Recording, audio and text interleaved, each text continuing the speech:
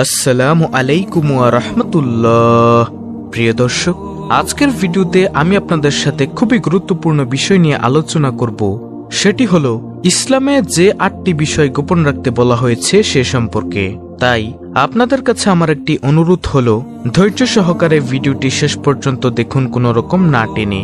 হয়তোবা এই 8টি কাজ আপনি করে থাকেন কিন্তু আপনি জানেন না, যার কারণে আপনি আপনার জীবনের সফলতা খুঁজে পাচ্ছেন না, মনে শান্তি খুঁজে পাচ্ছেন না। তাই অনুরোধ করব ভিডিওটি শেষ পর্যন্ত দেখার জন্য। সুপ্রিয় দর্শক, ইসলামে যে 8টি বিষয় গোপন রাখতে বলা হয়েছে তার সর্বপ্রথমটি হলো নিজের ব্যক্তিগত গুনাহসমূহ। আপনি ব্যক্তিগত অনেক গুনাহ করে থাকেন গোপনে, কিন্তু কেউ তা জানে না, শুধুমাত্র আল্লাহ ছাড়া।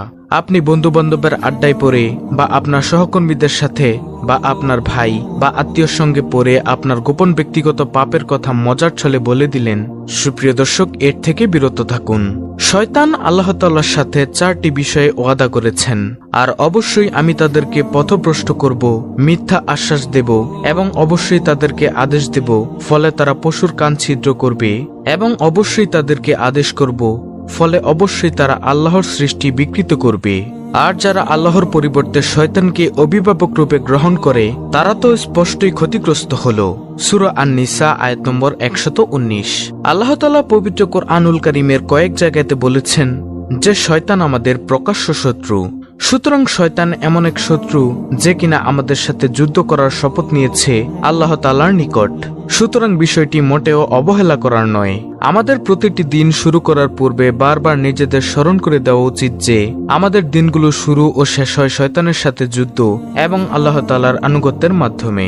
তাই প্রিয় দর্শক, গুনাহ থেকে বেঁচে থাকতে হলে আমাদেরকে অবশ্যই নবীর সুন্নাহ মোতাবেক চলতে হবে, আল্লাহর আদেশ নিষেধ অনুযায়ী মেনে চলার চেষ্টা করতে হবে। তাহলেই আপনি ইনশাআল্লাহ শয়তানের কুমন্ত্রণা থেকে হেফাজত থাকতে পারবেন। এবং আপনি যদি কোনো ব্যক্তিগত গুনাহ করেও থাকেন তা কারোর সাথে শেয়ার না করে নিজের মধ্যেই রাখুন, তাহলে অন্তত কিছুটা আল্লাহর থেকে ক্ষমা পাবেন। এবং যেগুলো আপনি করে ফেলেছেন সেটার থেকে তওবা করে ফিরে আসুন। সুপ্রিয় দর্শক, ইসলামে যে 8টি বিষয় গোপন রাখতে বলা হয়েছে তার দ্বিতীয় নম্বরটি হলো অন্যের গুনাহ ও দোষ ত্রুটি। আল্লাহ তাআলা মানুষের দোষ অনুসন্ধান ও ব্যক্তির পিছনে অকারণে গোয়েন্দাগিরি করতে নিষেধ করেছেন। ইসলামে অন্যের দোষ অনুসন্ধান ও মন্দ ধারণা করা পাপ। আল্লাহ বলেন, হে ঈমানদাররা, তোমরা বেশি অনুমান থেকে বেঁচে থাকো, কারণ কিছু কিছু অনুমান তো পাপ, এবং তোমরা কারোর গোপনীয় দোষ অনুসন্ধান করো না। সূরা হুজরাত আয়াত নম্বর 12। মানুষের ব্যক্তিগত পাপাচার ও দোষ অনুসন্ধান করা, ক্ষতি করা, ব্যক্তিগত স্বার্থ অর্জনের জন্য কারো পিছে লেগে থাকা এবং গোয়েন্দাগিরি করা নিষিদ্ধ।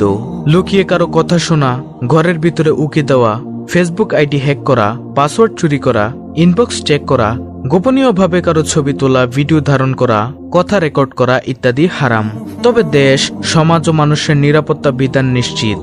শান্তি শৃঙ্খলা প্রতিষ্ঠা করা প্রকল্পে চোর ডাকাত, খুনি, সন্ত্রাসী, দুর্নীতিবাজ, মাদক কারবারি, ঋণ খেলাপি, প্রতারক ও ধ্বংসাত্মক কাজে লিপ্ত লোকদের খুঁজে বের করতে গোয়েন্দাগিরি করা যাবে।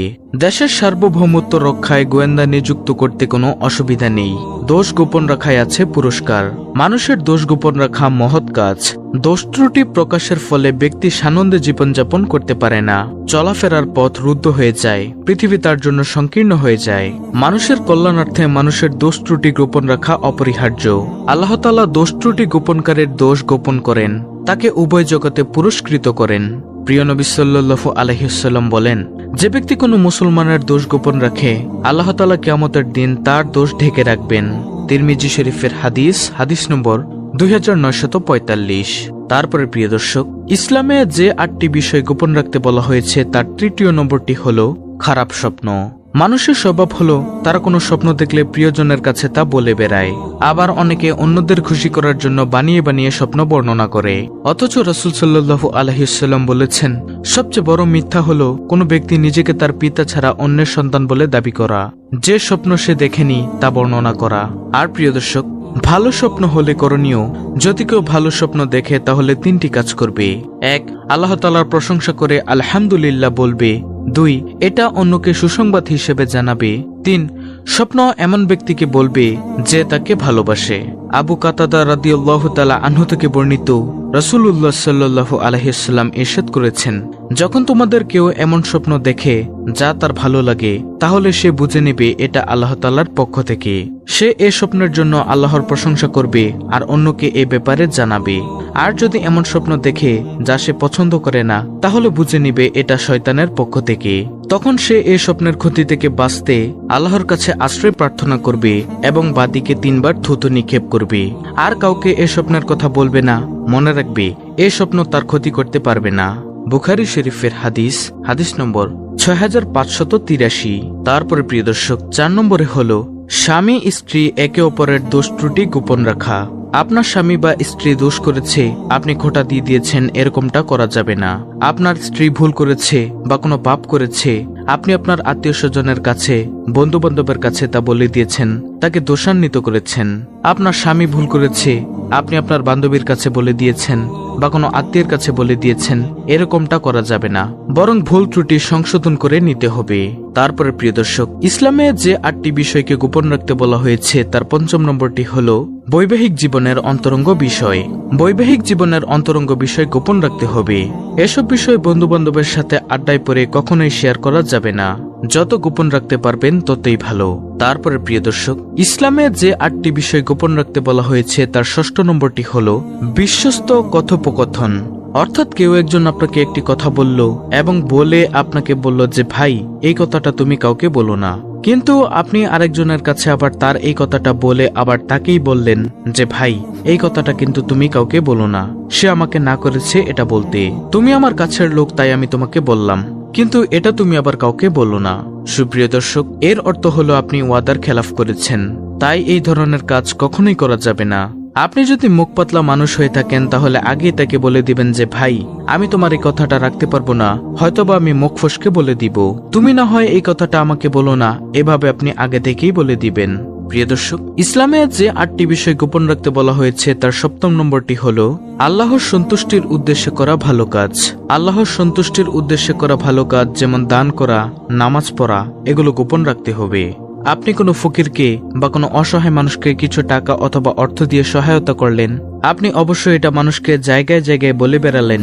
আপনি নামাজ পড়লেন, প্রতি ক্ষণে ক্ষণে আপনি মানুষকে বলে বেড়ালেন যে আমি আজকে 5 ওয়াক্ত নামাজ পড়েছি, কালকে পড়েছি, আজকে পড়ব। এগুলোকে লোক দেখানো ইবাদত অর্থাৎ ক্রিয়া বলা হয়। এই ধরনের কাজ করা থেকে বিরত থাকুন। আপনি আল্লাহর সন্তুষ্টির জন্য যে কোনো একটি ভালো কাজ করলেন, এটা মানুষকে বলে বেড়ানোর দরকার নেই। আপনি আল্লাহর সন্তুষ্টির জন্য ভালো কাজ করেছেন, এটি আল্লাহই আপনাকে দেখেছেন এবং আল্লাহ আপনার প্রতিদান দিবেন। নম্বর 8, উত্তম রিজিক, সম্পদ, সুস্বাস্থ্য ইত্যাদি। উত্তম রিজিক অর্থাৎ আপনি কামাই রোজগার করেন, কোন স্থান থেকে করেন। সম্পদ, আপনার কতটুকু সম্পদ আছে, কতটুকু আপনি করেছেন।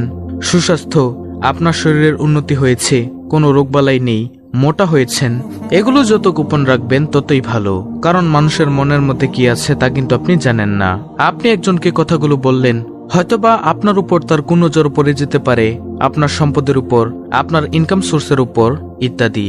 দর্শক, এই 8টি বিষয়কেই ইসলামে গোপন রাখতে বলা হয়েছে। ইনশাআল্লাহ আমরা সকলেই চেষ্টা করব এই বিষয়গুলো গোপন রেখে মেনে চলার জন্য। তো প্রিয় দর্শক, এই ছিল আমাদের আজকের ভিডিও, অত্যন্ত গুরুত্বপূর্ণ একটি ভিডিও। ভিডিওটি ভালো লাগলে অবশ্যই চ্যানেলটিকে সাবস্ক্রাইব করে বেল বাটন অল বাজিয়ে দিবেন। ভিডিওটিতে একটি লাইক দিবেন এবং কমেন্টে